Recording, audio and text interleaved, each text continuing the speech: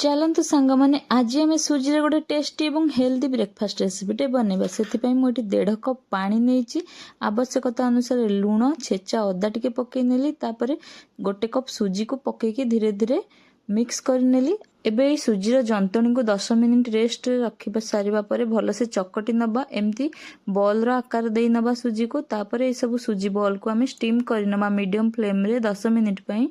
आउ हमरे सुजी बॉल पूरा स्टीम हेकी रेडी हो जाइए। एबे गोटे पैन रे टिके तेल देकी जीरा सोरिष धला राशि टिके सुखिला लंका गुंड टिके हळदी भुर्सुंगा पत्र पियाज टमाटो को पकेकी भल से मिक्स करनबा।